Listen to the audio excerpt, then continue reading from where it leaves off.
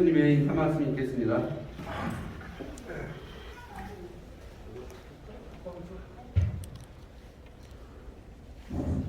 자, 회원님들 한 달 동안 잘 계셨죠? 네. 또 요즘 또 코로나가 기승을 부려간다고 해서 다들 걱정들을 하고 있습니다. 그래서 이번 달 포럼을 어떻게 할까 많은 고심을 했는데 그래도 적은 회원들이라도 이렇게 참석한 가운데 원래 포럼을 하는 것이 좋겠다 이런 생각이 들어서 오늘 행사를 진행하기로 했습니다.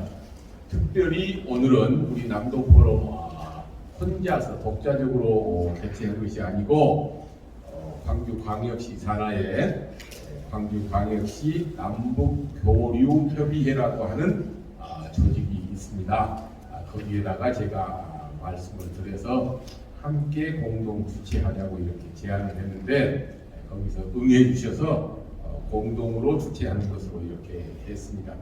그래서 남북교류협의회의 성격에 맞춰서 강사도 그런 분으로 모시도록 하자 이렇게 해서 강사도 그쪽에서 섭외를 하도록 이렇게 합의를 모았습니다. 그래서 남북관계의 전문가이신 강영식 남북교류협력 지원협회 회장님을 모셔서 좋은 말씀을 듣도록 했습니다. 남북관계가 꽉 막혀 있습니다. 그렇다고 해서 또 우리가 남북 문제에 전혀 관심까지도 갖지 않아서는 안 된다고 생각합니다. 언젠가는 좋아져야 될 것으로 믿고 또 그렇게 기대하고 그를 향해서 우리 함께 나아가야 할 길이기 때문에 막혀있는 남북관계이기는 하지만 함께 고민하고 이런 시간을 가져보는 것도 의의가 없지 않다고 생각합니다. 서울서 여기까지 내오시느라고 고생을 많이 하셨는데 강의를 하시기 위하여 연단으로 나오시면 박수를 크게 치셔서 감사하다는 뜻을 표해 주시면 고맙겠습니다. 그러면 강사님을 앞으로 모시도록 하겠습니다. 네, 김풍영만 강의했습니다.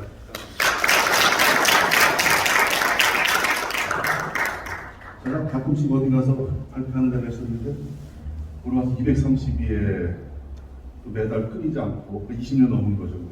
232회를 이어가는 순수 민간 포럼 사실 오늘 처음 보는 것 같습니다. 큰 영광이었고요. 또 요즘같이 한번 남북관계 주최할 때 남북교류협력사업의 현황을 얘기하면서 아주 쑥스러울 때입니다. 이게 참 터다 분방한 2년 반 만에 벌써 그렇게 돼버렸습니다. 그래서 요즘 남북관계 현황, 특히 민간 차원의 교류협력의 현황이 어떤지를 설명해 드리는 것도 사실 참 송구스럽고 명구스러운 상황입니다만 또 여하튼간에 이렇게 강의에서 불러주셔가지고 말씀을 할 기회를 주게 된 대단히 감사를 드리겠습니다. 제가 일하는 것이 남북교류는 기본적입니다. 아마 생소하실 겁니다. 우리나라의 공공기관이 한 348개, 350개 된다고 그러죠. 그걸 28개 중앙부처로 나누면 한 개 부처 정도 15개에서 16개 정도의 하나의 공공기관을 두고 있는데요. 통일부는 딱 두 개입니다. 통일부 산하의 공공기관. 하나가 저희가 남북교류협력 지원협회고 또 하나가 소위 하나제다, 이탈주민제다. 두 개밖에 없습니다. 흔히 아시는 개성공업지구지원제도는 하나 기관이고 공공기관이 아니죠. 국토교통부는 40몇 개, 복지부 40몇 개 되는데 통일부는 두 개밖에 없다는 얘기는 남북관계가 많이 여하튼 간에 가다서다 하면서도 진전해 왔습니다만 남북관계의 발전이나 진행을 위한 우리 내부의 제도는 약간만큼 약했다고 보시면 될 것 같습니다. 지금도 지금 벌써 6.15 선언 이후에 20년이 지났는데 병역공사도 있어야 되고 교류협력재단도 있어야 되고 사회문화진흥원도 있어야 되는데 소위 교류협력지원협회 하나가 있는 거죠. 저도 사실 법인도 아니고 일반 파티고 일반 협회 성격을 갖고 있는 기타 사단법인 뿐입니다. 이런 대로 교류협력은 세 가지로 이루어지지 않습니까? 사람을 오가고 제3국에서나 또는 이메일이나 이런 간접 방법으로 소통하고 그리고 인도지원 물자나 병역 물자 등의 물자가 오가는 이 3통입니다. 통신 통행 이 삼통이 가진 남북교류협력의 중요한 시스템인데 아마 그 광주 남북교류협회가 아마 대북전 사업자고 통일부 산하의 법인이기도 하고 이렇기 때문에 잘 아시겠지만 그렇게 하면 예전에는 소위 말 통풍 시스템이라고 하죠. 교류협력 시스템에 들어가서 누구를 만나겠다, 물자를 보내겠다, 언제 방북을 하겠다. 이게 내가 보내는 물자가 유엔 제재에 해당되는지 잘 모르겠다, 판단해달라 등등. 또 우리가 대북전할 때 정부의 남북 협력을 지원해달라. 여러 가지의 시스템이 있는데 그 시스템이 교류협력 시스템을 통해서 가동이 됩니다. 온라인을 통해서. 그거를 1차로 검토하는 것이 저희 남북교류협회입니다. 남북교류협회에서 이거는 이렇게 해서 이렇게 붙여달라 등등 해서 판단이 되면 그때서 통일받아 보내죠. 이건 사회문화과 담당, 이건 뭐 경영과 담당, 이건 인도지원과 담당 해서 배분을 하게 되고 결국은 뭐 삼통, 남북교류협력의 모든 승인은 사실 정부가 합니다. 방북 승인, 뭐 물자 반출입 승인, 그 신고는 접촉 신고는 수립들만 것도 거의 승인되죠. 수립. 다 하기 때문에 저희들은 통일부를 지원해서 하는 역할만 하기 때문에 사실은 힘은 별로 없습니다. 그러나 이러저러 뭐 정보들은 갖고 있고 많은 민간들 참여하다 보니까 민간의 부채들이 하고자 하는 일이라든지 또 현재 남북간의 교류협력의 수준이 어느 정도 진행되는지 파악할 수 있을 것 같습니다. 그래서 그 부분에 대해서 제가 말씀을 드리는 거고 이러다 보니까 자료를 보시기도 별것도 아닙니다. 뭐 삐라라든지 소위 제재 면제 연합리 현황이라든지 작년에 물자 반출 100개가 됐는지 사실 비밀이 아닌데 이게 대비로 분류가 됐으니까 오늘 자료만 보시면 될 것 같고 대외 유출하는 것좀 주의해 주시면 다음 달 드리겠습니다. 제가 오면서 오늘 4월 15일입니다.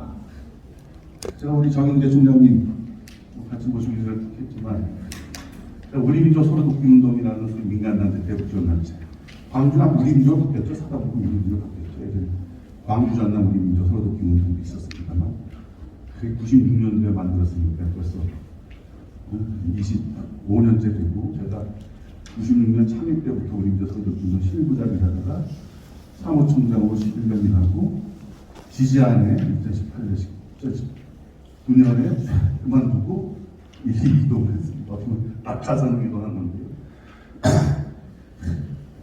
오늘 4월 15일이 무슨 날인지 혹시 아시나요? 오늘은 김일성 수석 생일이죠. 예. 북한은 태양절에 노는 날입니다. 최고의 명절입니다.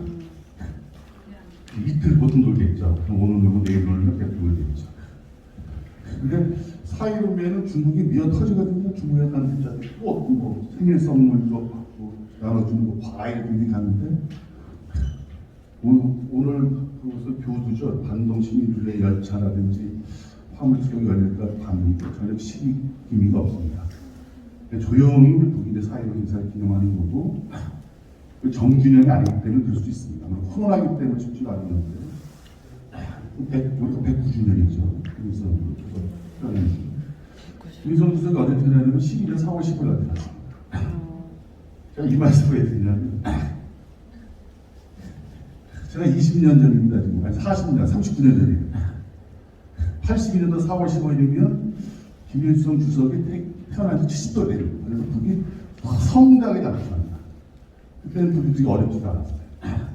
그래서 텔레비를 보시거나 북한에 가신 분들 보시면 170m 주체탑도 있고 인민대학습단, 사회를 같은 인민대학습단, 뭐 개성문 이게 다 80년 4월 15일 날 김주석 탄생 70주년 맞이한 태양절 같은 날입니다. 근데 저도 82년 4월 15일은 저한테 개인적인 임팩트가 없었습니다. 제가 대우하는 제가 그때 대학교 2학년이었는데 또 이때 광주사태죠. 광주사태 규명하고 뭐 광주사태 책임지고 전담 불러가다 대물 입을 뿌려가지고 잡혀난 날이 80년 4월 15일입니다. 저는 그때 그날이 김일성 생일이 몰랐어요. 잡혀서 죽는 줄 알았어요. 만원하고 김일성 생일날 왜 대응하냐는 그런 거죠. 제가 고생을 했는데 그때 한 여러 가지 이유가 있었습니다. 그래서 한번 80년 4월 15일 한번 지긋지긋한 저 개인적으로 직접 다니는데 근데 제가 북을 처음 간 날이 처음 간 때가 98년입니다. 김대중 대통령이 97년 당선됐죠. 12월 당선되고 2월 말인가요? 3월 초에 취임을 앞두고 김여성 군 마지막 해 1월에 제가 98년 1월에 관동에서 시위를 갔습니다. 그때 우리 모금을 했던 밀가루, 옥수수를 기차에 싣고 갔죠. 그때 아시겠지만 98년이면 참나는 때입니다. 1월이면 굉장히 춥지 않습니까? 그래서 기차는 가고 저희는 자가용을 타고 관동에서 시위 대교를 넘어가는데 딱 반이죠. 압록강이 반입니다. 반은 그냥 물이 흐르고 북한 쪽 반은 꽁꽁 오는 거죠. 물이 안 나오는 거예요. 물에서 오수가 이거 물이 안 나오니까 꽁꽁 오는 거죠. 여기는 화려한데 좀 깜깜하고. 근데 이제 갔습니다. 그때 밀가루 옥수수 1200톤을 싣고 왔는데 한 15일 정도 걸렸습니다. 보통 빵통 안에 50톤 있으니까 6교시면 300톤, 그러니까 4번, 5번 싣고 가는 거죠. 그래서 첫 기차를 싣고 갔는데 몇 분들이 같이 갔는데 이제 정말 다른 북한 사람들이 부르더라고요. 압록강이 막 3층에 있는데 그 사람들은 10시, 11시 낮인데도 장마, 커튼이죠. 장마가 치더라고요. 근데 난방이 하나도 추워요. 불이 안 들어요. 커튼을 열면 햇빛이 들어옵니다. 닫아놓고 두 개의 촛불을 놓는데 그 내통이 촛불이 같은 데예요. 그래서 제가 앉았는데 두 개, 4명이 일어나더니 90도 쫙 하는 거예요. 그래서 저는 밀가루 옥수수 1100톤이 얼마 되지도 않는데 그거 가지고 뭘 그려고 이러는데 그중에 한 분이 우리 강 선생이 위대하신 김일성 주죠. 70돌 생일에 아무튼 저희 역사적인 투쟁을 잘 기억하고 있습니다.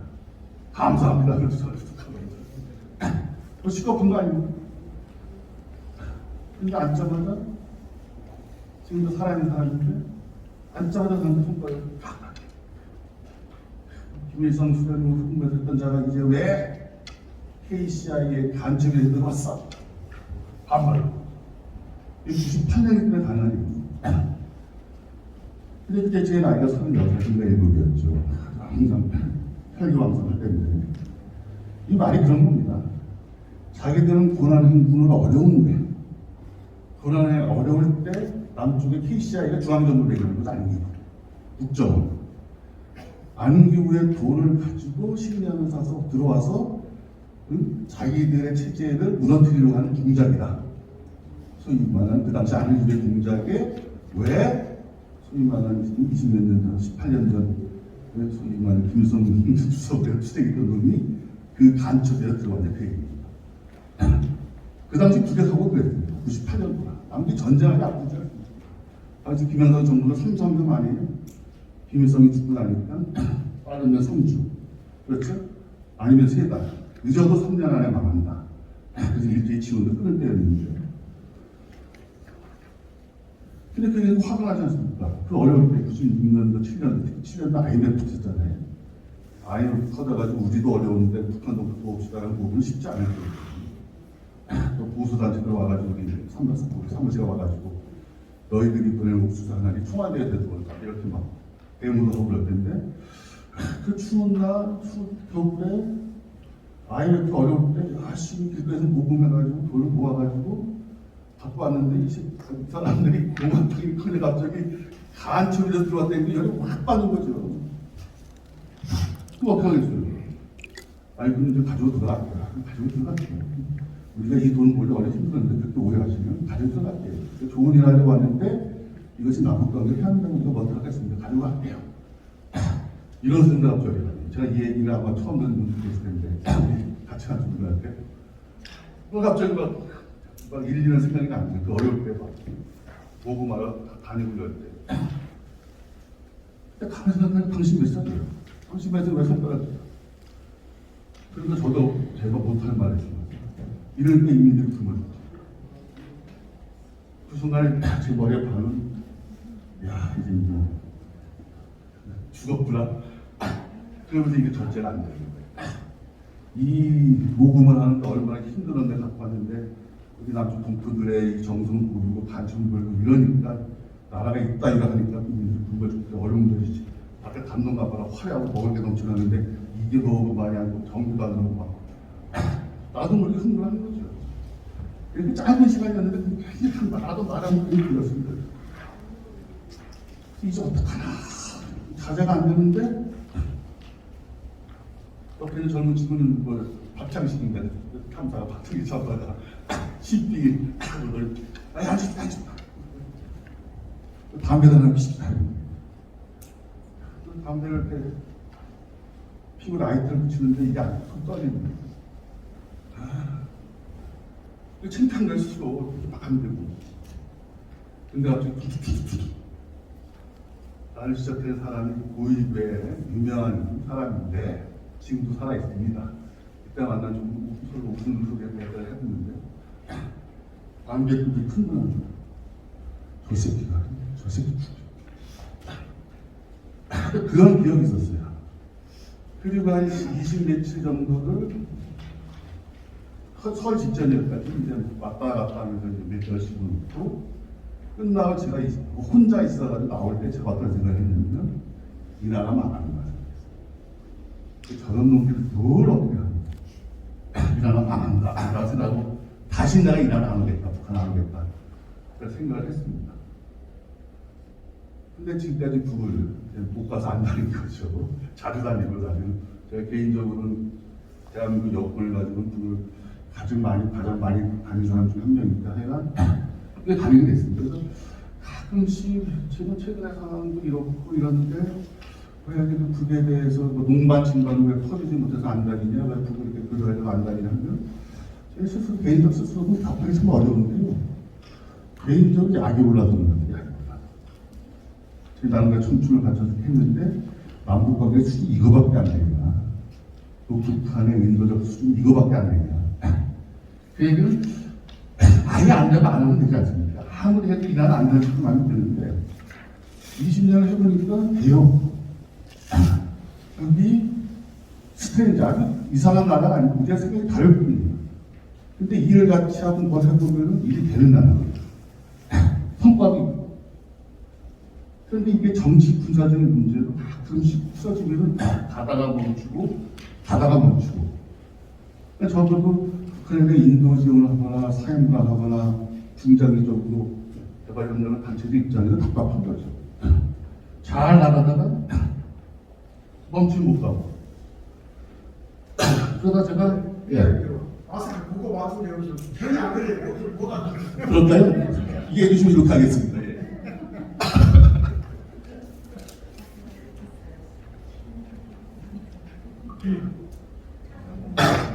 그러다가 이제 박근혜 정부 들어서 4년 동안 북을 한 번도 못 갔습니다. 그리고 2018년도 9.19 공동선언 나고 나서 그때부터 민간의 족쇄가 풀렸습니다. 남이나 북이나. 그래서 10월 4일 날 가고 그 다음에 3번인가 4번 연달아 들어갔죠. 들어가서 이제 여러 단체가 들어가서 그동안에 해왔던 기관들을 방문할 거 아닙니까? 근데 그 기관들이 남쪽 단체들의 방문을 거부해요.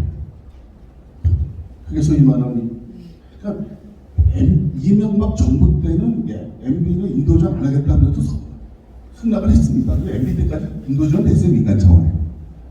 근데 박근혜 대통령, 박근혜 정부는 민간단체 인도 지원은 정치 군사적 상황과 구분하여 지속하겠다는 공약을 했음에도 불구하고 막아놨어요.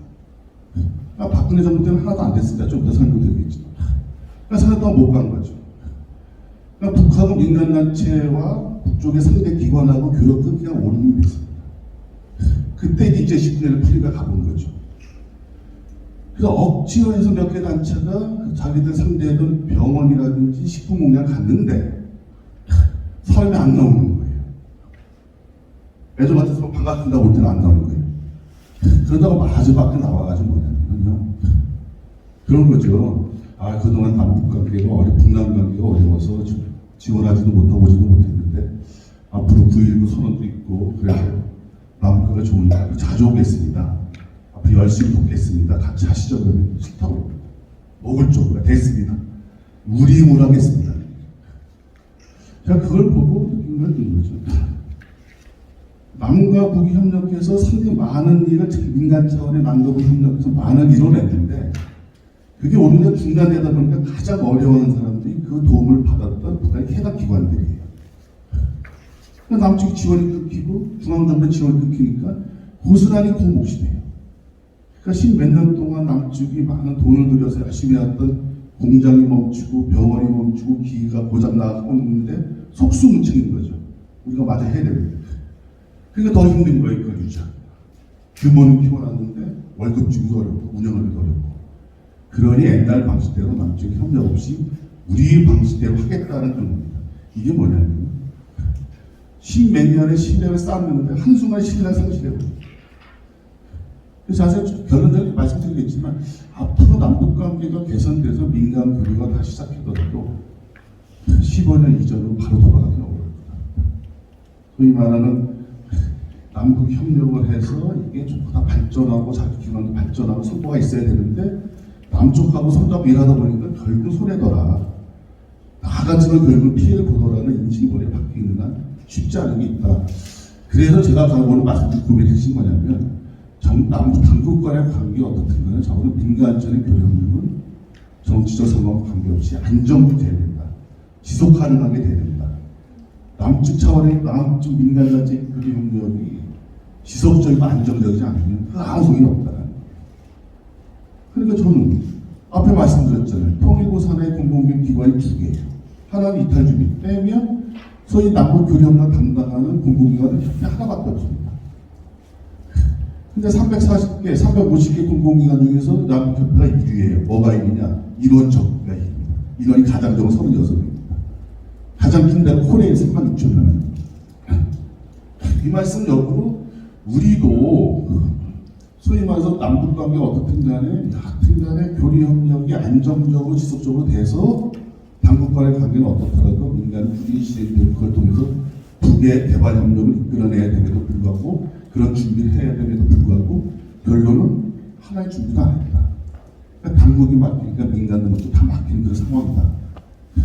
그러면서 제가 말씀드리고자 하는 게 교류협력의 안정성인데 현재 남북관계가 왜 이렇게 됐는지에 대해서는 선생님들이 더 잘 아시겠지만 뭐 2018년도 다다음 주가 4.27의 3주년입니다. 4.27 1주년 때는 뭐 SBS 생방송을 했고 작년에는 못했죠. 그렇다고 대신 제진항에서 남북철도 연결 기념식만 간단히 한 거고요. 올해 4.27 행사는 모르시죠? 4.27에 올해 3주년 행사 어떻게 할지. 정부 차원의 행사는 없습니다. 그래서 민간 차원에서 판문점 말고 했던 평화의 집에서 3주년 기념 행사를 민간 차원이 조용히 하려고 합니다. 여기 광주 대교기전 김희중 대주교를 좌장을 해서 20명의 민간단체 대표들이 가서 4.27 행사, 3주년 행사를 하려고 합니다. 그리고 현재 남북관계가 어려우니까 남북 정상은 조건 없이 3년 전에 초심으로 돌아가서 정상회담을 다시 해서 현재 남북 풀어달라 요청을 해야 되는데 그걸 아마 못할 것 같습니다. 왜? 유엔사가 반대합니다. 판문점에 있는 평화의 집과 자유의 집은 우리 건물임에도 불구하고 그 관리는 중립급인데 유엔사가 반대합니다. 유엔사가 민간한테는 판문점 견학 이외에는 소위 평화의 집을 한 번도 개방한 적 없다고 유엔사가 완강히 거부하고 있습니다. 현재 상황이 이런 상황인 거죠. 여하튼간에 뭐 소위 2018년 특히 9.19, 4.27, 9.19의 그 감동이 희망이 서서히 실망으로 바뀌었다가 유기감으로 바뀌었다가 현재는 완전 다 비관이죠. 여기 계신 분들 그렇지만 많은 분들이 남북관계에 있어서 되겠냐. 문재인 정부 1년 기간 남북관계가 뭐가 되겠냐. 답이 되겠냐. 그러면서 남북간의 관계는 나빠지고 우리 국민들이 그에 대한 인식도 나빠지고 또 반대로 북한 인민들이 우리 한국 정부 인식도 나빠집니다. 3년 전에 이 봄날이 온다고 했지만 그 봄날 일정 추모일이 모르겠지만 전혀 기억이 없고요. 특히 올해 초에 그 박자 당대회 할 때 2018년의 기억이 하나도 없습니다. 3번의 북미회담도 잘 없습니다. 유일하게 김정은 위원장 손가락 말한 거 2018년에 손가락 말한 거 딱 하나입니다. 싱가포르잖아요. 지금 그 얘기는 바이든 정부가 바이든 대통령이 적어도 아마 몰라도 2018년 6월에 있는 싱가포르 선언을 바이든 정부가 이행한다는 말만 하면 국내당 나오겠다고 했는데 이번에 안 된 이유도 사실 그건 그 바이든 정부가 싱가포르에 대한 이행할 생각이 없는 거죠. 잘 다르게 하려고 하는 거죠. 근데 당내에서 여러 가지 얘기 있었습니다. 5년을 초과했습니다만 2018년에 3번의 남북 정상회담을 간 것이 없습니다. 2018년 봄날도 간 것이 없습니다. 그러면서 김정은 위원장이 육성을 분명히 얘기를 했죠. 남북의 현지태는 판문점 선언 이전시로 되돌아갔다. 그리고 남쪽 얘기하는 것은 비본질적인 것이다. 라고 이렇게 얘기를 했습니다. 이 부분에 대한 제 의견은 뭐 자료에 있으니까 보시면 되죠. 그리고 나서 회담 후에 했죠. 우리 저 정관계 한미 군사훈련을 가지고 다시는 남선 장국의 태도 여하에 따라서 3년 전 봄날에 올 수도 있다라고 했지만 김혜정 대남 관계를 총괄한다는 김혜정 부부장은 보라기 어려울 것이라고 했습니다. 그러면서 앞으로 어떤 협력도 그래도 필요 없고 뭐 한다 분명했습니다. 그리고 이것을 최고 수뇌부 김정은 위원장의 타입을 올려놨다고 했습니다. 그리고 한 다음에 이렇게 했죠. 그 다음에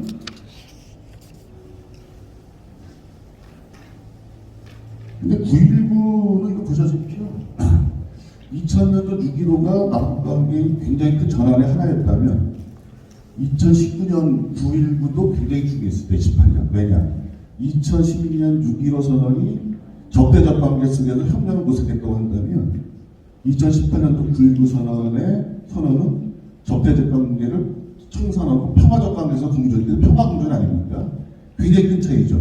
평화 공존을 하는 가장 중요한 이유는 중요한 근거는 공동선언이 아니고요. 두 정상 앞에서 인민무력부장과 국방부장과 합의했죠. 그게 군사합의입니다. 거기서 사고 그 9.19 군사합의에 대한 김정은 위원장이 이렇게 평가를 했죠. 참호 중대응을 가진다. 그러니까 가장 우려되는 것은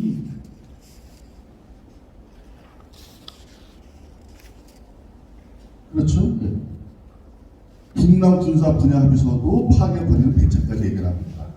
이 말은 굉장히 위험합니다. 결국은 앞으로 남은 기간 동안에 9.19 군사 합의서 분야에 파괴 문제를 거론한다, 김정은 위원이 거론한다고 하면 남북 관계는 어디로 될 것 같아요? 9.19 이전이 아니라 제가 보기엔 2000년 6.15 이전으로 되돌아간다고 보기 때문에 대단히 우려스러운 발언이라고 생각이 드는데 그 이유가 있습니다. 한번 천천히 보시면요. 대통령께서 서해 수호를 말씀하셨습니다. 북한이 소위 말하는 탄도미사일 단거리 2발을 발사한 것에 대해서 대단히 우려스럽다라는 걸 말했고, 근데 공교롭게 이 북이 탄도미사일을 북에 쏜 게 인민무력부 산하의 국방과학연구소입니다. 근데 우리도 2020년에 미사일, 탄도미사일 자력을 개발한 게 또 국방과학연구소입니다. 근데 김혜정은 이걸 통해서 그런 거죠. 자기들이 쏜 탄도미사일은, 실험한 탄도미사일은 한반도 평화에 우려가 되고, 소위 남조선이 쏜 탄도미사일은 뭐 이런 거다. 이게 어떻게 9.19 공동성명에 나오는 상호 존중의 원칙이냐.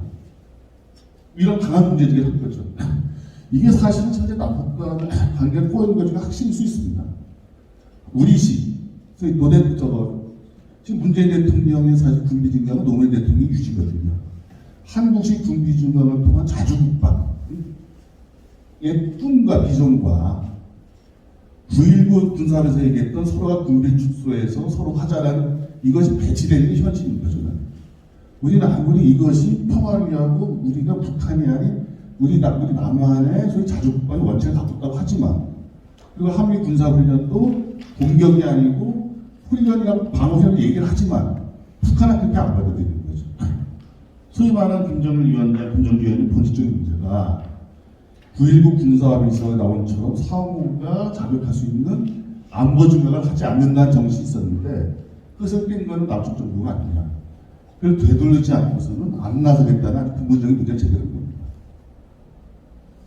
물론 그동안 남북 관계가 정치 군사적 문제가 해결돼야만 교류협력이 된 건 아니거든요. 따라서 교류협력이 정치적 군사적 문제 해결에 도움이 되고 이런 선순환 관계이기 때문에 그럼 북한이 비본질적인 문제는 중요하지 않고 본질적인 문제에 대한 해결 없이 정치 군사적인 문제 해결 없이 남북 앞으로 안 하겠다는 말이 사실은 일종의 선언적이지만 실제로 그렇게 되지 않을 거라는 생각을 갖고 있는 거지만 이 문제를 어떻게 풀 거냐는 문제가 중요합니다.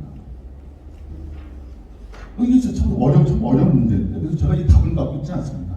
근데 거꾸로 보는 거죠. 그럼 우리가 군사훈련 하지 않으면 군기증강하지 않으면 한미 군사훈련 안 하면 누구는 어떻게 할 거냐? 이 답도 없잖아요. 그러니까 서로가 피를 안 보이는 상황에서 동시에 뭘 하자는 얘기를 약속을 하는 게 어려운 거죠. 그러니까 문제는 조만간에 바이든 정부의 대북 정책이 긍정으로 되고 그 전자하에서 제4차 남북정상이 그 다음에 열려서 두 정상의 테이블 위에 교류와 문제, 군사적인 문제 같이 올려놓고 4.27, 6.15, 4.27, 9.19 때 푼 것처럼 다시금 새로운 역사를 만든 것 위에는 방법이 없지 않겠냐. 나는 그런데 이 같은 김정은 위원장이 우리 문재인 대통령한테 갖고 있는 실망, 당신당했다고 하는 거 아닙니까? 9.19 때에 대한 연변을 주면 부분해를 약속하겠다. 그래서 연변을 준 거 아닙니까? 근데 트럼프가 한 건데 트럼프가 차고 나간 거 아니에요? 아무것도 안 하겠다고. 거기에 대한 아쉬움. 그리고 문재인 대통령은 어떤 아쉬움이 있겠어요?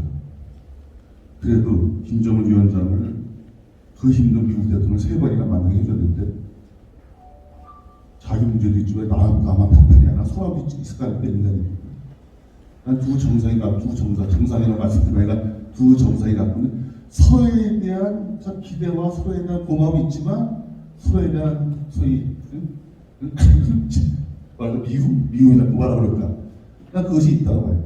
따라서 현재의 문제는 감정적인 문제일 수 있지만요. 두 정상이 만나 풀지 않는 한 풀기 상당히 어렵다라는 생각을 갖고 있고 열심히 민간이 노력하고 또 북도 노력을 해야 되겠지만 해서 두 정상이 만나서 현재 꼬일 때는 꼬이는 남북관계를 푸는 수위밖에 없지 않냐는 생각이 갖고 있는데 글쎄요. 그리고 문재인 대통령도 하여간 1년 남은 정부지만 잘 유지해서 차기 정부에 넣어주고 넘긴다는 좀 그런 생각을 하신 것 같은데 상당히 어려운 문제가 있다라고 보고 특히 북한의 문제도 있는 거 아니죠. 미국과 북한의 관계도 있기 때문에 수순을 어떻게 밟느냐의 문제를 보는데요. 문재인 대통령이 작년 재정에 말씀하시고 했죠. 9.19 선언 끝나고 하루 회담까지 5개월 동안 너무 놀았다. 너무 북미 관계만 바라봤고 남북 관계 독자적 길을 무시했다. 반성했지 않습니까? 앞으로 남북 관계 독자적 길을 노력하겠다. 했는데 이미 그 방법이 없어진 거죠. 그런 의미에서 현재 문재인 대통령이 어떤 결단할지 상당히 중요한데 분위기는 안 좋다라는 생각을 갖고 있습니다. 이게 작년에 나오는 겁니다. 이게 소위 대성 연락상부터 폭발시키면서 김여정이 한 얘기죠. 그래서 대성 연락상을 폭발시켰습니다. 그렇지만 대남 관계를 대접 해결하는 결정의 문제를 역시 김정은 위원장한테 넘겼죠. 하여간 최고 집권자 동료. 그러면서 김정은 위원장이 소위 대적관계, 소위 말하는 주저적 행동을 중지시켰죠. 이번에는 현재 교섭하고 있는 상태입니다. 이때 김정은 위원장, 김위원장이 때 했던 배경 삐라 아닙니까? 제가 보겠지만 그 삐라가 보신 분들이 없더니 삐라 구하는 것도 힘들어요. 삐라가 어떤 삐라인지가 전혀 나오지. 그래서 제가 힘들게 삐라를 보여드리는 건데 이게 삐라입니다. 이게 서련 아니에요? 서련이라고 하죠. 피자만 치고 여기까지 어떻게 치더라고. 이선주가 이런 거 아닙니까? 현송을 하고 같이 딱 먹고 해가지고 현송 살인당했다 이런 거 아닙니까? 노무현 대통령 이선주하고 이런 걸 하는 거예요. 이선주 다른 거 영소이 많은 그 영부. 마지막으로 가장 김정은 위원장이 경례했던 게 이거는 김정은은 김정일의 아들이 아니다. 무슨 투지보도 요리사야 됩니다. 이걸 그때 발견한 건데, 자, 오늘인가 내일인가 아마 미국 하원에서 대북 전단 금지하는 법에 대해서 청문회 한다는 거예요. 이유가 뭐냐? 북한 주민의 알 권리를 제약하고 있다. 그리고 한국 국민의 표현의 자유를 제약하고 있는 법이다. 이 삐라가 이 삐라를 전단을 날려서 그리는 게 왜 북한의 표현의 자유하고 북한 주민의 알 거냐고 무슨 관계가 있습니까? 제가 무리해서 다 삐라를 보여드립니다. 전혀 관계없습니다. 이거 가짜 뉴스죠. 그리고 이건 북한의 붕괴론에 입각한 소위만 적대기입니다. 여하튼간에 노태우 대통령 때 있었던 7.4, 박정희 대통령 7.4 비선 노태우 대통령 남북 기본의 전쟁은 소위 휴전선언 적대기를 금지하자는 게 정신이었어요. 그것이 그동안 무효가 되었지만 그리고 6.15, 9.19를 통해서 군사합동이 된 거죠. 그것은 북한의 친서하든 북한에 대한 북한의 체제를 모욕하든 간에 어떤 DMZ를 통해서 삐라를 날리는 적대기입니다. 근데 그 내용도 북한 주민의 인권 향상이라든지 소위 말하는 알 권리, 북한 체제가 이런 문제가 있다는 알 권리 문제가 아니라 저것이 대단히 선정적이고 이거 안 됩니다. 저게 왜 북한 주민들의 알 권리 하는 행위냐? 저게 큰 문제가 있는 겁니다.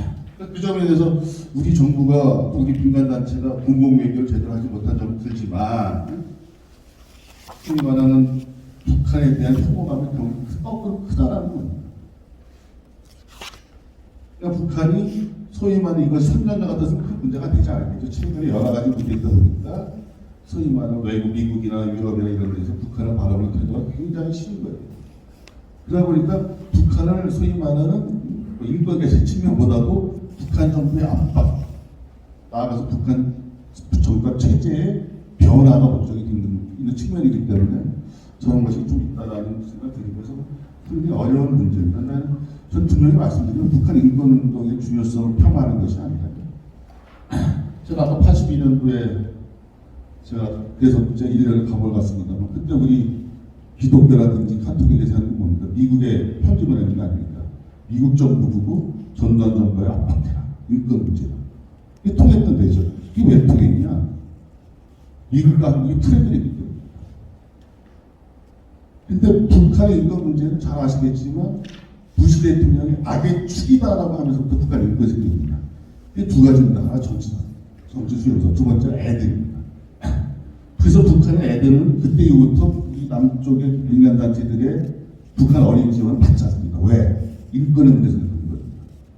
제가 좀 이따 보여드리겠지만 저희 5세 미만 아이들의 16%가 영양실조, 피 말고 결핵환자가 많은 이민들 그게 방찬 그런 인권을 방찬 지도자가 무슨 지도 아니야?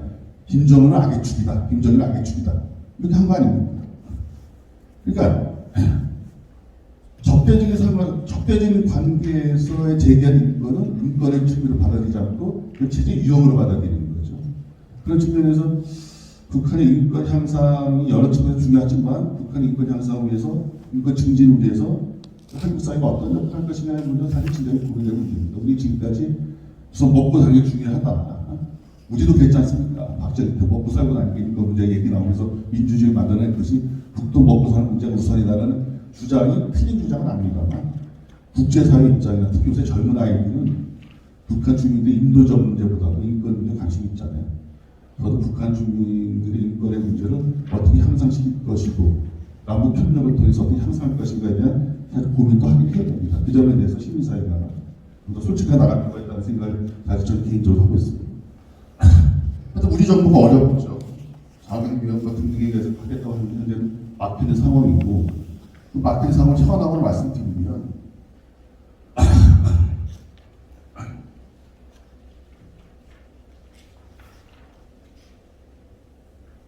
좀 요인부터 한번 들어봐야겠네요. 저는 앞에도 제도입니다. 저는 북한하고의 대화 노력도 중요하지만 우리 스스로 앞으로 남북교가 재개됐을 때 또는 소위 말하는 한미 동맹 중심, 대북 제재 중심이 아니고 남북 관계 개선 중심으로 남북 관계 다시 팔을 짜려고 하는 게 현재 우리 정부의 대북 정책 기획력과 정책이 대폭 높여야 됩니다. 근데 구조적으로 안 되게 돼 있습니다. 예전에 노무현 정부 때의 NSC는 아시겠지만 사무처장이 있었습니다. 차관급이었습니다. 그들이 각 부서의 의견을 조중하면서 결국 대통령도 보고하고 대통령이 결단하게 만들었습니다. 근데 지금의 국가안보실은 박근혜 정부 때 만든 겁니다. 안보실장이 있습니다. 안보실장이 대장입니다. 그리고 결정의 1차장에서 하죠. 이 팀들이 누구냐? 국가정보원, 외교부, 국방부로 구성되어 있습니다. 2차장의 통일정책 가입인 거죠. 즉 소위 남북관계를 담당한다고 하는 통일부의 소리가 전혀 반영이 되고 있지 않죠. 그렇잖아요. 북이 주장하는 게 자주의 문제와 부사적 문제 아닙니까? 자주의 문제는 외교부가 문제를 푸는 거고, 부자적 문제는 국방부인데 남북관계를 중요한 통일부의 목소리 그 어디에도 없는 거죠. 이걸 근본적으로 개혁하지 않느냐. 즉 소위 말하는 통일부는 통일정책비서관실 독자적 수석으로 하거나 1차장을 통일부가 맡지 않고서는 결국 남북관계 이니셔티브를 중심으로 대북조치 어렵다는 게 제 개인적인 생각입니다. 굉장히 쉽지 않은 게 있죠. 여전히 외교와 국방 중심 속에서 통일 대북 정책은 그때 하위 개념 돼 있기 때문에 그것이 남북관계를 중심으로 다시 판을 짠다. 이제 남북관계 이니셔티브를 회복하겠다는 대통령의 말씀이 있음에도 불구하고 구조적으로 어렵게 되어 있습니다. 그래서 저는 최근 외장관 정세현 장관이 통일부 장관 앞에 두고 통일부 장관이 직을 걸고 책상을 푹 치면 되겠다고 했는데 그래도 되는 문제가 아닙니다. 그렇다고 통일부 장관이 매일 달려가서 대통령한테 독대해가지고 할 방법도 없어요. 대통령은 이 구조 가지고 안보실 상대하는 되죠. 이 구조가 아니잖아요. 이런 점에서 앞으로도 지금 뭐 1년 남아서 불가능하지만 대북정책이 남북관계가 독자적인 영역으로 자리 잡고 대북정책 입안이라든지 추진력이 독자적으로 강화되기 위해서는 좀 국가안보실의 존재는 모르겠습니다만 국가안보실의 저 하단 결정권 없는 2차장 밑에 하나의 비서하시고 있는 건 아니다. 그렇기 때문에 전 대통령이 한미동맹도 중요하지만 똑같이 남북관계 중요하다고 하신다고 한다면 남북관계 결정 구조의 힘을 실어줘야만 된다. 저는 그렇게 생각합니다. 통일부도 앞에 말씀드렸죠. 이렇게 형편 이렇게 조그만 조직에서 또 청와대 내에서 결정을 청와대 내에 통일부 담당 통일부 비서관이 저렇게 미관 맞추고 있어가지고 뭐 남북관계를 어떻게 하겠습니까? 이런 현실적인 문제를 놔두고 남북관계를 앞으로 중심을 풀어보겠다는 말은 지금은 사상국가이라는 생각을 갖고 있습니다. 이거 개성공단에 대해서는 자료를 좀 보시면 될 것 같고요. 좀 보시면 될 것 같고요. 설평이 공동올림픽이 어렵다고 되지만 제가 보기에는 북이 이번 8차 당대회 투대를 건드리지 않은 남북간의 합의사는 건드리지 않은 유일한 하나가 있습니다. 그게 공동올림픽 협력입니다. 김정은 위원장은 공동올림픽 협력하면서 굉장히 공을 들였습니다. 그리고 9.19 때 지금 돌아가신 박원순 시장이 갔을 때도 서울평양 올림픽 관심이 있었죠. 근데 나서지 않더라도 북은 김정은 위원장은 32년도 평양의 올림픽 귀천당에서 자기들이 국제사회에 등장하고 자신들의 공공인프라가 획기적으로 개발됐다는 희망을 갖고 있는데 여하튼 안 된 거예요. 근데 결국 브리즈번이 되면서 1차 선호투쟁이 되면서 문재인 대통령이 대로를 했죠. 외교 참사죠. 그리고 다시 비상이 걸려서 문체부 장관 주제로 다시 열심히 합니다. 열심히 하면 좀 가능하다고 봐요. 근데 북한이 호응하지 않더라도 서울올림픽 단독 유치해도 됩니다. 이게 40달 만에 되는 거거든요. 88년도에 북이 청소를 안 했잖아요. 그때 88년 서울올림픽에 북은 평양 공동올림픽을 하자 주장을 했어요. 우리가 거부했죠. 그리고 나서 그 이후에 지금 30년 돼가지만 91년에 유엔 동시 가입하면서 되면서 북은 급속히 고난의 길로 떨어지고 우리는 왔다는 거죠. 결국은 32년도에 서울 평양 올림픽이 되면 44년 만에 미완의 남북과의 평화를 위한 미완의 평화올림픽을 만든다는 의미를 갖고 있다고 저는 생각이 드는데 뭐 현재는 어렵다고 보지만 좀 늦은 가지 하면 좋겠다는 거고요. 이정만 오세훈 시장이 평양 올림픽은 아니더라도 일단 서울 올림픽을 단독으로 유치하는 문제를 한번 고민할 겁니다. 단독으로 유치를 해서 선호 도시가 선정이 되고 나중에 평양과 협의하면서 평양을 공동 올림픽의 지역으로 협의해 나가는 방식도 고려해볼 한데 뭐 그건 아마 오세훈 시장이 하는 것 같고 정치적으로 보면 서울 평양 공동 올림픽은 문재인 표고 박원순 표인데 내가 저것까지 해야 되겠냐는 고민을 하고 있는 것 같은데 내가 모르겠습니다. 일단 9.19 선언에서 합의했던 내용 중 개성공단, 금강산, 방역협력 등등이 있지만 아직까지 소위 말하는 무효화되지 않은 서울평양 공동올림픽의 소위 성공을 위해서 우리 정부가 특단의 노력을 해야 되지 않냐라고 생각하고 있습니다. 이 경영 문제는 잘 보시면 되겠죠. 현재 대북 제재는 꼼꼼합니다. 그래서 현재 제재 속에서 부분적인 남북 간의 경제 협력을 하는 건 사실은 물리적으로 어렵다라는 말씀을 좀 드리는 거고, 그 내용은 시간 되시면 자료를 한번 보시면 될 것 같아요. 자, 이걸 한번 보여드릴게요. 이게 오늘 지금 말씀 인도 지원 현황인데, 또 자료 보시면 있을 것 같습니다. 2020년 한 해에 민간단체 차원의 지원이 23억 정도 되어 있는 거죠. 소위 말하는 남북이 가장 어렸을 때 2016년입니다. 대성군단은 우리 박근혜 정부가 중단하고 그다음 5, 6월 탄핵을 거치면서 우리 정부가 거치면서 1년간 했었던 2017년을 제외하고는 20몇 년간의 대북전에서 가장 저조한 해입니다. 이 이유는 근본적으로 코로나가 영향이 있는 거죠. 코로나19 때문에 문을 닫았던 영향을 갖고 있는 거지만, 과연 코로나로 인해서 북한이 국경을 폐쇄하지 않았다면 그럼 이것이 더 늘어날 수 있었을까? 그렇지는 않았다고 봐요. 그래서 남북 관계가 작년에 얼마나 힘들었던가를 가장 단적으로 증명하는 이 표인데, 방법도 하나도 없었습니다. 제가 일하는 남북비례 협회가 이거를 지원하지만 작년에는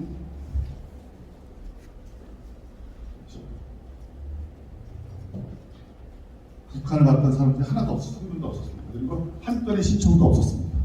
그리고 작년에는 전혀 민간인이 없었다는 그런 얘기가 되겠죠. 이 내용 있는데 보십시오. 작년에 정부가 승인해서 민간단체의 반출을 승인한 건이 총 11건인데 그중에 15건.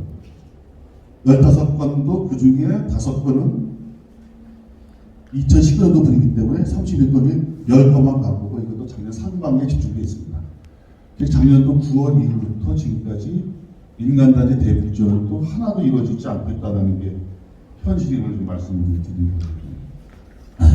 기존 지원 보시면 될 것 같고 이것도 보시면 될 것 같습니다. 2019년부터 대북지원 사업자, 대북지원 단체도 지자체가 지정되게 되어 있습니다. 광주가 지정되어 있죠. 전남은 안 있죠. 전남. 그 전북이 지난 3월 29일에 지정이 되어 그런 상황을 말씀드린 것 같고요. 현재 대북지원 사업자 153개가 좀 말씀드립니다.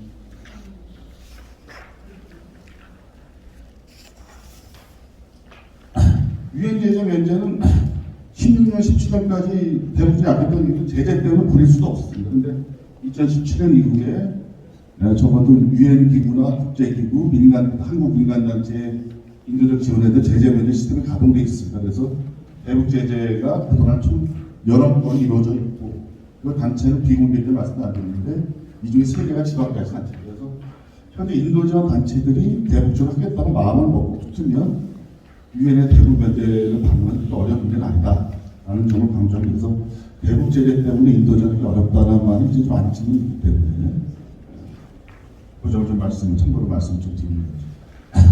자, 마지막으로 말씀을 좀 드리겠습니다. 자, 2018년에 처음 북을 가가지고 그런 얘기를 들었었다고 여러분들이 봤는데, 하나 선생님 우리 9.19 선언, 제가 10월 4일에 갔으니까 9.19 선언 나가지고 남쪽에 남조선 인민들이 평화에 대한 꿈을 꾸는데 어떤 꿈을 꿉니까? 그거 알지 않습니까?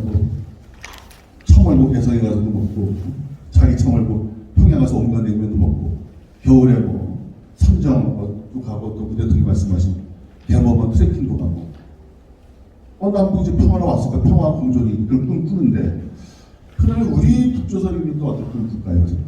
왜 어떤 꿈을 꿀까요? 우리 꿈에는 아무 남조선 없을 겁니다. 그죠? 하루 세끼 그냥 쌀먹고, 우리 애들 배고프고, 안보 얘기는 없으니까 기대 좀 덜 가고. 그런데, 우리 강 선생이랑 우리 남쪽에 한 것처럼, 평화가 왔으니 이제 우리 아들 서울대 가서 공부도 시키고, 전주 가서 비벼 먹고, 유명하던 해운대 가가지고 해수욕도 하고, 그런 꿈이 없는 것 같아요. 이게 왜냐? 먹을 줄이 사는 게 다르잖아요. 제가 그때 충격을 받았어요. 자, 빈말로 그런 거죠. 다른 거예요. 왜 다르냐? 이게 이제 제일 싫어하는 거 아닙니까? 김정은 의원이 이거 갖고 하는 거잖아요. 여전히 이게 2016년, 2019년, 18년 기준이지만 어려워요. 북한의 5세 미만 애들 20%가 만성 영양자예요. 우리는 2.5%예요. 우리 표기가 특이 체질입니다. 그런데 북한은 5세 미만 애들 중에 10%가 저체질이에요. 1점 말라가는 거고, 요 애들이 갑자기 영양실조가 걸리거나 수인성 전염병이고 질병이 오고 그러면 이렇게 급성 영양제가 죽어갑니다. 많이 낮았다고 하더라고요. 근데 우리 5세 미만의 아이들은 저체질 비율이 없는 거죠. 폐체질이 그건 아니에요. 근데 북한에 없는 게 있어요. 뭐 과체. 애들 종족이 달라지는 거예요. 애가 눈을 떴는데 같은 한민족인데 눈을 떴는데 걔가 북한에서 눈을 뜬다고. 뭐 한국에서 눈을 뜨면 걔는 5년 안에 삐쩍 말라갈 확률이 10%인 거예요. 근데 걔 눈을 떠서 부산이나 광주에서 눈을 뜨는 걔는 5년 안에 뚱뚱할 피부를 살주는 10%인 거예요. 사명 환경이 다르고 있지. 일사 식량 문제. 북이 얘기한 게 식량의 부족이 얼마냐? 140, 150만 톤입니다. 부족한 게. 그러니까 어떤 사람들은 30만 톤, 40만 톤 부족하다고 얘기하죠. 왜? 북한 1인당 450g이 됩니다. 이게 한 유명한 스님이 말씀하시고 지도 이렇게 말씀하십니다. 그래서 400만 톤이 나온 겁니다. 1인당 400g이니까 2,500이니까 하루에 10,000 톤이 필요한 거예요. 북한. 그러니까 1년 365만 톤 합니다. 거기다가 종자, 사료 400만 톤에서 먹고 살만한 거예요. 아니 465만 톤이요. 근데 거기 400만 톤이니까 450만 톤만 있으니까 필요하다. 그래서 굶어 죽지 않는다는 게 우리 논리인데 택도 없는 얘기입니다. 1인당 450g이라는 얘기는요. 굶어 죽지 않고 기초 대사만 하는 거예요. 우리는 그 갭이 있을 수 없어요. 지금 북한 독보 들고 너희들 450g 먹고 살만한 얘기가 어떻게 합니까? 베트남 750g 잡습니다. 우리는 1,400 kcal 나오죠. 우리가 먹는 거는. 우리는 1,400 kcal 1년에 하루에 먹는데 북한보고 어떻게 420kcal를 먹는 거야? 말이 안 되잖아요. 그래서 베트남 정도의 기준으로 750kcal를 잡으니까 북은 750만 톤 정도가 부족합니다. 750만 톤 북의 생산이에요. 근데 그래서 계속 200만 톤이 부족한 거죠. 여하튼 간에 바깥에 잡더라도 140만 톤, 150만 톤이 부족해요. 근데 우리는 어떻습니까? 지금 쌀이 재고 170만 톤 쌀이. 여러분 앞에 한쪽에 애들은 저런 상황이고 한쪽은 식량이 140만이 남아서 창고에 5년 재고를 남겨주는데 1년에 8천억 정도의 소요가 드는 거예요. 그리고 어떻게 할 수가 없어요. 3년 4년 지나면 케냐 이런 데 싸게 팔잖아요. 방법이 없는 거죠. 아직도 쌀이 우리나라가 최고 올해 작년이 최저로 접근이 된다도 그래도 우리 140만 톤 쌀이 남아더라. 그분 140만 톤의 쌀과 보리들이 부족해서 40% 1,040명이 1년에 하루에 한 끼를 두 끼 먹고 배가 고파서 자는 거예요. 근데 더 재밌는 건 재밌다는 말씀 드렸는데 유엔이 해서 1,000만 명한테 밥을 주는 요청한 게 7천만 달러입니다. 그죠? 우리 돈 1,000억 되는 거죠. 1,000억 정도. 1,000억만 있으면 1,100만 명한테 함께 줄 수 있는 거죠. 근데 우리는 돈이 이렇게 있어요. 통일부 남북협력회의 기금에 대북지원기금으로 7천억 있습니다. 정치적 이유로 못 주고 있는 거예요. 지방자치단체, 광역시도는 1,700억 있어요. 합치면 8천억 정도가 북한에 대북지원할 수 있는 기금으로 남아있어요. 그 중에 딱 갖고 1,000억만 주면 어떻게 우리가 직접 못 주면 1,000억이라도 유엔 통해서 주면 이런 도움이 될 거 아닙니까? 안 되고 있는 거예요. 제가 이 세 가지 예를 말씀드리고 말합니다. 막혀 있는 거예요. 한쪽은 애들이 피둥피둥 쪄가고 한쪽 삐쩍 말라가고 한쪽은 쌀이 넘쳐나고 한쪽 쌀이 부족했다고 자고 한쪽은 돈인데 못 쓰고 한쪽 돈이 없어. 이런 상황에서 북한 그 참석할 얘기가 많은 거죠. 삶의 질이 우리 당선을 하는 얘기대로 삶의 질이 다른데 같이 어떻게 평화가 이루어질 수 있겠습니까? 저는 그래서 문재인 정부 들어서서 평화공동체, 경제공동체 얘기했지만요. 삶의 질을 갖게 해주는 게 인도 지원 아닙니까? 인도 지원 개발하면 이것이 바탕되지 않고서 사상부각이다. 그런데 다행히 대통령께서 하신 말씀이 있습니다. 정부가. 그 생명 문제입니다. 결국은 건강과 생명면은 소위 먹는 수준, 삶의 수준이 비슷해지지 않으면 평화 평화, 경제 이런 사상을 누가 하든 인정은 되는 거죠. 그런 의미에서 남북 간의 교류협력의 가장 중요한 핵심은 미래적 이벤트 여러 가지도 있지만 가장 중요한 건 북한 주민들의 삶의 질을 우리 정도로 끌어올리려는 노력들이 중요하다고 봅니다. 그래서 삶의 질이 균형 잡히지 않으면 쉽지 않다. 이게 소위 9.19 선언에 명확히 나왔습니다. 민족 경제와 남북의 균형적인 경제, 그게 이 얘기예요. 자, 그러면 이제 제가 이렇게 말합니다. 제가 우리 민족 서로 운동도 하고 여기 얼굴이 있지만 그동안 어떻게 말하냐면요. 북한 정권은 싫지만 불쌍한 북한 독도들이 불쌍한 북한 아이들 위해서 모금해 주십시오. 그래요. 그리고 힘들게 가서 북한 아이들 먹여 살리고 주잖아요. 근데 이런 방식은 어떻게 됩니까? 북한 주민들의 복리 증진, 북한 주민들의 인권 향상, 북한 주민들의 복리 증진을 위한 김정은 정권의 노력을 지적을 협력한다. 이게 맞는 거 아닙니까? 그렇죠?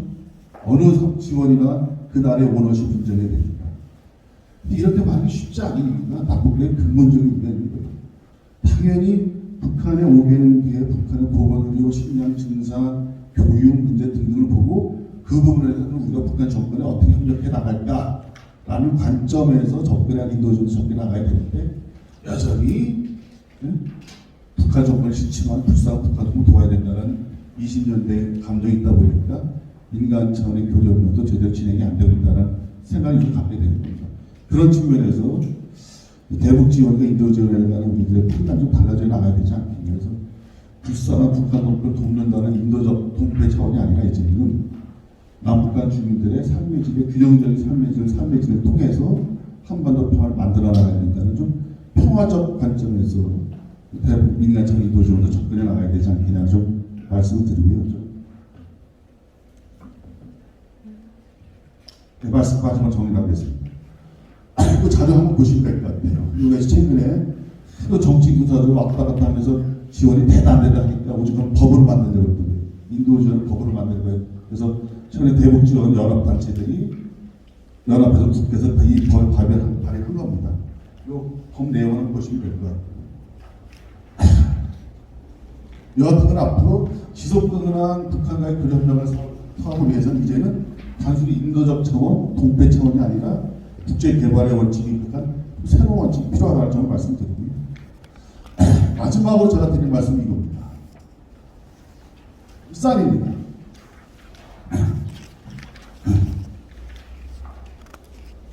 남아있잖아요. 전라도, 전북, 전남 쌀이 많이 남아있죠. 몇십만 톤씩.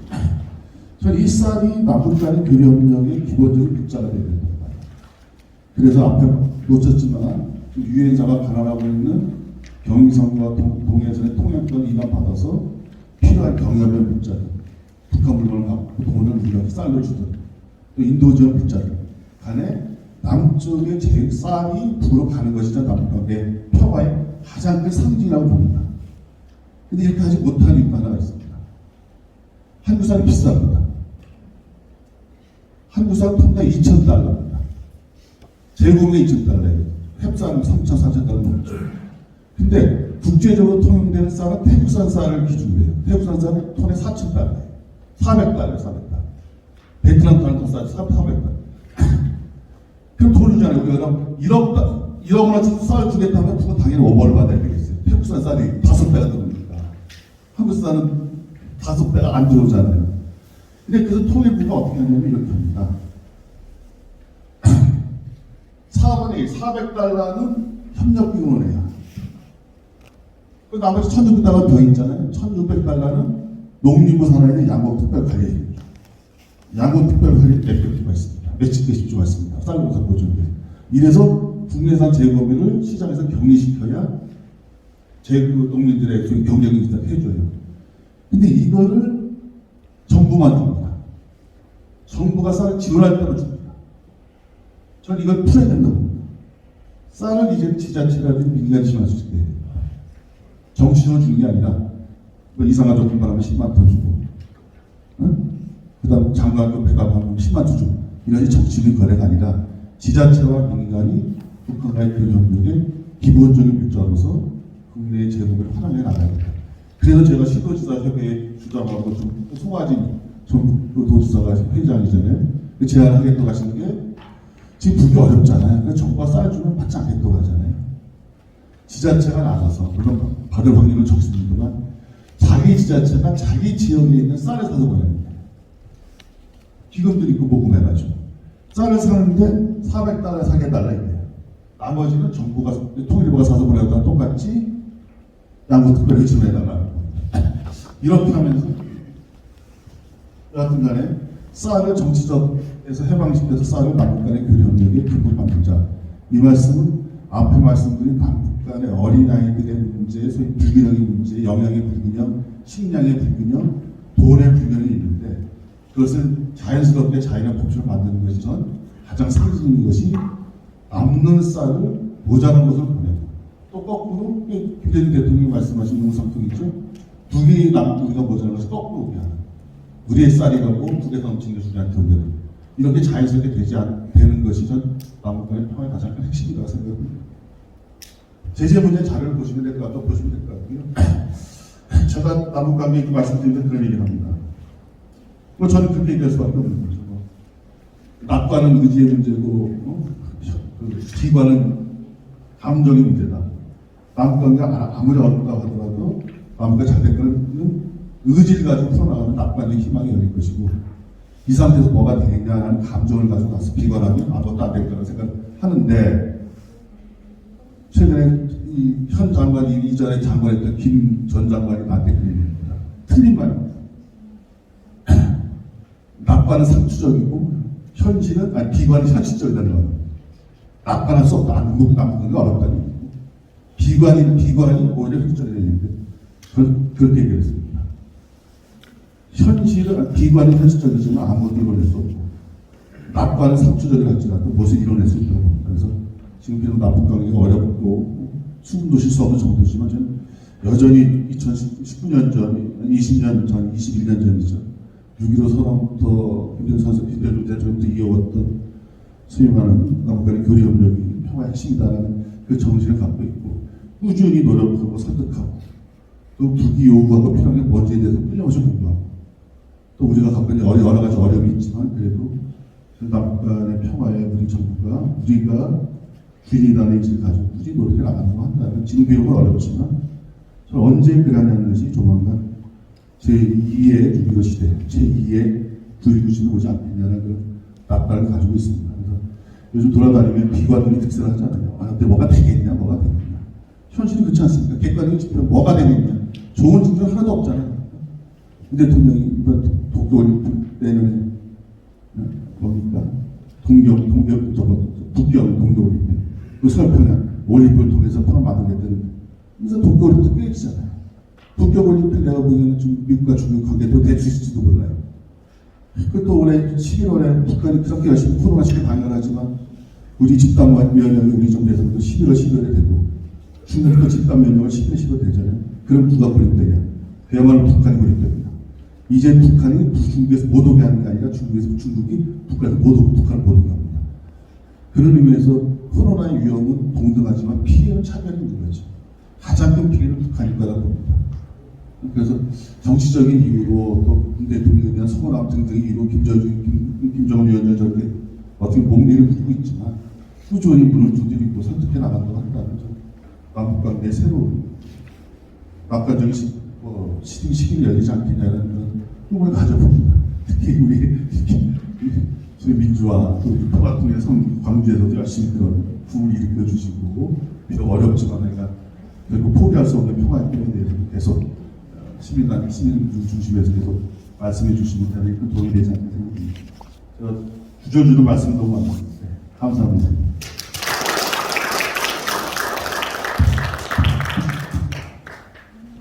시간 정확하게 한 시간 지켜주셔서 고맙습니다. 이게 그 마스크를 내리고 쉬니까 좀 대체 이 얘기 하신 것이 좀 쏙쏙 들어오는데 처음에 마스크를 쓰고 오니까 확실히 마음이 좀 안 들리더래요. 다음에는 좀 유의하도록 하도록 하겠습니다. 자, 지금까지 강의하신 내용에 대해서 특별하게 질문이 있으시거나 그러지는 않으시죠? 예, 그러면 오늘 232회 정례 포럼 강연은 여기서 끝내도록 하고요. 평소 같으면 우리가 식사를 하고 갈리는데 지난해부터 우리가 밥을 안 먹는 것으로 이렇게 했으니까 대신 밥값에 상응하는 기념품을 가신 분들에게 이거 하나씩 드리니까 그렇게 양해를 해주시고, 그러면 우리 남덕그룹 회원이 아니신 분들은 이석을 하셔도 좋습니다. 예. 이제 우리 저 회원들끼리 간단한 뭐 행사가 좀 있습니다. 예. 가세요. 강사님 저 멀리 안 나갑니다. 예.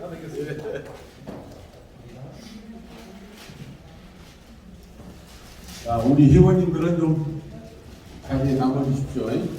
시간이 많이 걸리지 않습니다.